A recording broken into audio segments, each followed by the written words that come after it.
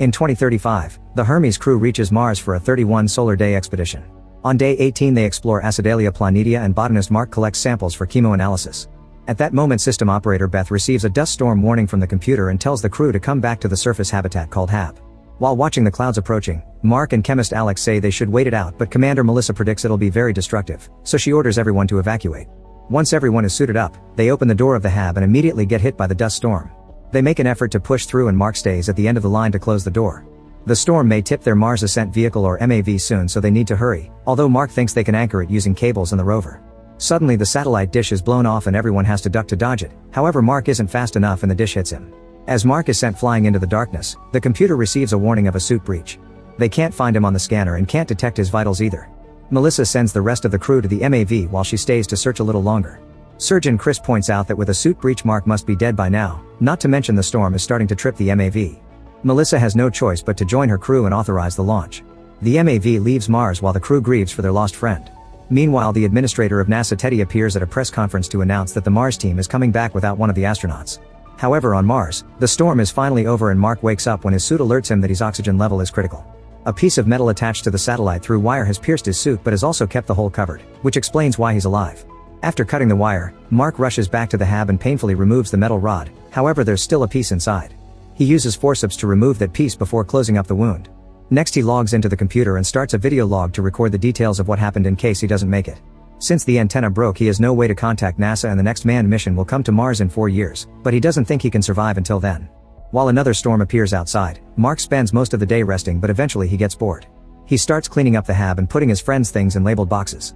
Watching all their pictures makes him decide he won't die there. In the morning he organizes all the food including what they saved for Thanksgiving, which has some potatoes that give him an idea. Using his training as a botanist, Mark starts working on making a greenhouse inside the HAB with Mars soil and the crew's bathroom waste as fertilizer. He plants all the potatoes, but they'll need lots of water to grow. Thankfully he has the tools and the parts to create a device that can burn leftover rocket fuel and transform it into water.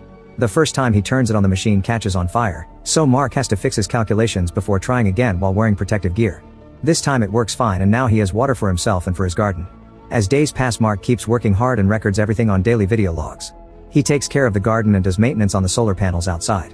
On day 54, he's delighted to discover the plants are actually growing. On Earth, Director of Mars Missions Vincent tells Teddy they should already organize a new trip instead of waiting 4 years since the last one wasn't completed. Teddy disagrees, saying that if they send a ship now they'll put Mark's body on display and the public won't like it. However, Vincent points out they could use that in their favor if they frame the mission as going back to retrieve the body for the family. Minutes later in the Texas Space Center, an operator receives a message from Vincent asking her to search some specific coordinates on Mars. She uses the satellite to check the area and is shocked to discover there have been changes at the HAB. After an emergency call, Teddy, Vincent, and the director of media Annie rush to the Space Center to see it with their own eyes. They conclude Mark is alive and begin arguing on how to proceed since the general public won't react well to hearing they left an astronaut behind and the crew will probably feel guilty. Teddy thinks Mark won't survive without food and Vincent worries about Mark's psychological state because he probably thinks he was abandoned by his peers. The next day Teddy appears in another press conference announcing that Mark is alive but he can't answer any questions because he lacks more information. The crew isn't informed of any of this yet. On day 70 Mark concludes he needs to start thinking long term. The team that will arrive in 4 years will land 3,200 kilometers away from his HAB, so he'll need to find a way to get there. The first problem is the only working rover, which can reach a maximum distance of 35 kilometers before it has to be recharged. The second problem is that the trip would take 50 days to complete, so he would be living in a rover with minimal life support. By taking pieces from the rover that was destroyed by the storm, Mark manages to double the battery life of the working rover. He does a test run in the middle of the night and notices how cold it gets, but turning on the heater would consume too much battery life. When he returns to the HAB he concludes he must dig out the radioisotope thermoelectric generator, which is a dangerous task because it's full of plutonium. By working carefully, he manages to retrieve the generator without any accidents and connects it to the rover. On Earth, Vincent appears at a press conference to explain Mark's activity since the satellite footage is public. He explains Mark probably wants to go to the landing site, but if NASA could communicate with him, they'd tell him to wait until they rescue him.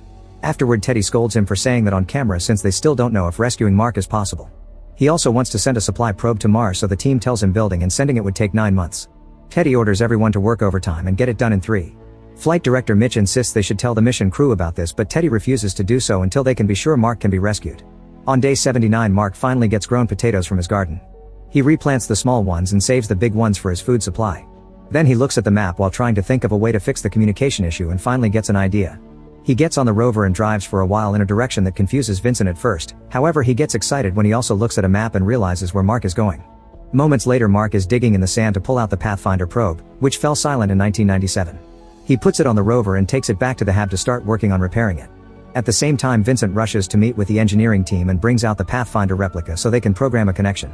Eventually both Pathfinders make contact and the Earth team receives images from Mars. Mark rushes to put up a sign asking if they can see him plus 2 more signs that say yes and no. The team moves the camera to make it point at yes and Mark celebrates. Now he needs to figure out a way to have complicated science conversations with just a camera and signs. He grabs Beth's computer and finds a chart with alphanumeric units, which he sets up around Pathfinder using signs again. The NASA engineers quickly catch on to what he's doing and repeat the process in their lab. Once everything is ready, both sides can start sending messages to each other. Mark tells them how he survived and makes sure to point out it wasn't the crew's fault. Then NASA begins sending him instructions on how to hack the rover so it can talk to Pathfinder by modifying the broadcasting frequency. Mark follows the instructions to a T and soon receives a message from Vincent telling him they've been watching him and that the whole world is rooting for him. He promises they're working on rescue plans and that they'll send a supply mission to feed him.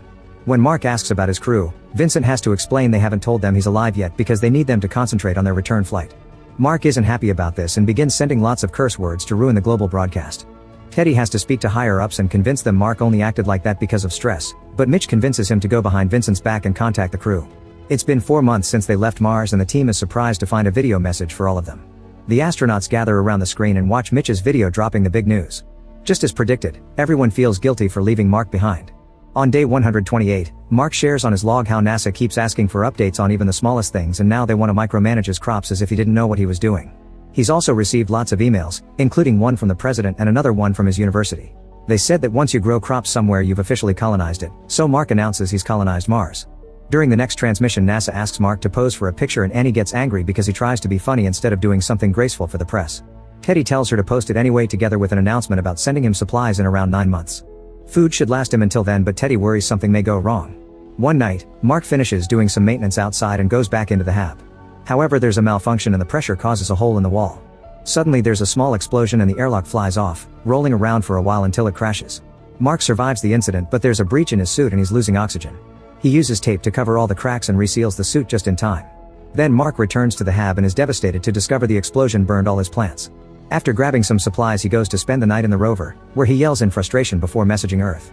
At NASA, Vincent informs the others that the remaining food gives Mark around 200 days. Teddy immediately sends out orders to make everyone work faster on the supply probe. To keep him distracted, NASA connects Mark's signal to the Hermes and now they can message each other too. The next day, Mark cleans out the garden and seals the hole caused by the explosion. That night he tries rationing the remaining potatoes, but hearing another storm outside just makes his stress worse. On Earth, astrodynamicist Rich discusses the probe's travel time with a coworker. He makes a joke about Earth and Mars being badly positioned and this inspires an idea. Meanwhile, Teddy keeps trying to find spots in protocol where they cut time to get things done faster. On day 154, Mark has brought down his meals to the bare minimum and starts mixing them with medicine. 4 weeks later, the probe is finally ready and everyone at NASA gathers to watch the launch. At first it appears to go well, but soon they discover a very large precession and in just a few minutes, the probe blows up. The mood immediately drops in the room and Vincent has the hard mission of telling Mark when he asks for an update. On day 186, Mark sends Melissa a message asking her to check on his parents when she returns to Earth and tell them everything about their time on Mars. He wants them to know he loves them and that he died doing something greater than himself, which he's proud of. Meanwhile, the China National Space Administration watches Teddy during an interview explaining the probe failed because they cut time on the inspections. China has a more advanced booster that could help NASA do a faster launch, but it's always been classified information, so if they help they need to keep it private and nobody in the world would know. Soon Teddy gets a call from them and he agrees to the confidentiality deal. While the NASA engineers try to get another probe done in 28 days, Rich finishes his calculations and flies to see Vincent to tell him he has a better plan. Vincent organizes a meeting and Rich does a visual demonstration of his plan using a stapler, Annie, and Teddy. Instead of sending the probe directly to Mars, they can use the Chinese booster to make it intercept Hermes.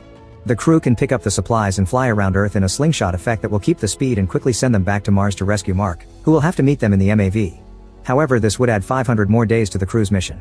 Mitch thinks Melissa and the others should be allowed to decide if they want to do it or not, but Teddy doesn't want to risk losing an entire team and announces they'll stick to their original plan instead of Rich's. On the Hermes, Beth discovers an encrypted message and decodes it to discover Rich's plan. The crew gathers to discuss what they should do and Melissa takes a moment to remind everyone of the consequences. They won't see their families for another year and since it counts as mutiny, they'll be court-martialed. Not to mention the slingshot may go wrong and kill them all. However, the crew doesn't hesitate to vote in favor of doing it. At NASA, they receive a message from Beth with a joke about Rich before they notice the Hermes flying off course. Teddy has no choice but to send Annie to talk to the press to tell them about their new plan. He also guesses Mitch sent Hermes the information in secret and tells him that after this mission is over, he'll have to resign. On day 219 Mark starts working on modifying the rover since he'll need to carry lots of stuff to survive the trip to the crater where this other MAV is located. NASA runs the same tests in their labs and sends him updated information to help him along. The Chinese scientists come to the NASA offices to work on the booster, although there are many communications problems because of language and culture. The Hermes crew calls their families to inform them they'll have to wait 500 more days to meet again. Eventually the rover is ready and Mark gives it a ride to confirm everything is working correctly. The new booster is also successfully tested and the probe launches without issues. The Hermes finds it near Earth and the crew attaches it to the ship. 7 months later, Mark finally gets ready to leave. He records his final log and turns off all the systems in the hab.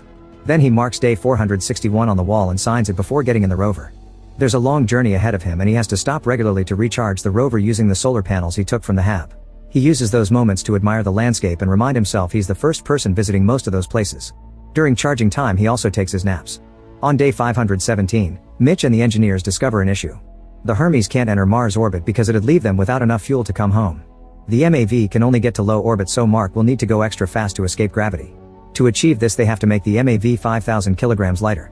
Mitch thinks they can remove things like seats, control panels, and even some of the survival system. Mark would have to wear his suit to breathe and the Hermes crew would pilot the MAV remotely without backup comms. To make matters worse, they'd have to remove the nose airlock and the windows to cover the top of the MAV with canvas instead. There are too many risk factors that give this mission a high chance of failure, but they don't have any other choice. When they send the plan to Mark, he responds with the F word. On day 538 Mark finally makes it to the crater and records one more log ranting about the lunacy of the plan. However, he also admits he likes how becoming the fastest man in the history of space travel sounds. Then he starts working on all the modifications, removing all the parts of the MAV until he's left with the bare essentials and making sure to cover the top with canvas. On day 560 Melissa goes over the plan to rescue Mark, assigning each crew member a job to make sure it goes well. If something fails, they're willing to jump off the Hermes to go after their friend. The next day Mark eats the last of his food supply and leaves a note for the astronaut who finds the rover in the future, telling them to take care of it because it saved his life. On Earth, people are gathering outside the NASA building and in the streets of big cities around the world to watch the rescue mission. After shaving his beard and cutting his hair, Mark puts on the suit and finally gets in the MAV. Now that the Hermes is close enough, they can communicate with Mark through the comms instead of sending texts, and he cries as he thanks his friends for coming back for him. Melissa does the countdown and the MAV takes off without any trouble. However, after just a few minutes of flying the canvas is blown off and the pressure changes in the cabin, making Mark dizzy until he passes out. The Hermes remotely shuts down the booster and discovers that the MAV is out of fuel, which leaves it further from the main ship than planned. The crew can fix this by using some of their backup fuel, however that will make the speed go too fast for interception. At that moment Mark wakes up and tells them he's fine if they don't count his broken ribs. When he hears about the problem, he proposes a new plan. He could pierce his suit and use the escaping air as a thruster to fly toward the Hermes. It's a bad plan, but it inspires Melissa with a similar idea. They could blow off an airlock and the escaping air would give them the kick they need. It's very risky, but they're out of options, so Melissa calls Alex and asks him to start making a bomb. Using the ship's supplies including simple sugar, Alex makes a bomb stronger than dynamite. Chris sets it up on the airlock before floating away. In the cockpit the calculations reveal that there still will be a small difference in distance, so Melissa announces she'll go out and rushes to suit up. When the bomb finally explodes, the airlock is destroyed and creates the desired effect. Once the Hermes is as close to the MAV as possible, Chris hooks Melissa up so she can go on a spacewalk to rescue Mark. Unfortunately the rope isn't long enough, so Mark gets to do his own idea. He pierces his suit and the air immediately begins pushing him around. He struggles to take control but eventually manages to fly out of the MAV. With her crew doing the calculations, Melissa fixes her course and reaches out to grab Mark when he passes by, however he's going too fast and their hands only bump. Thankfully he manages to hold on to the rope and Melissa begins pulling until they can finally reunite. The crew pulls them in before informing Earth that the mission went well and everyone around the world celebrates. Once Mark has recovered from this experience and is healthy again, he becomes a survival instructor for astronaut candidates. 3 years later a new mission to Mars is successfully launched. Make sure to subscribe and turn on notifications so you can watch more videos like this. Thanks for watching.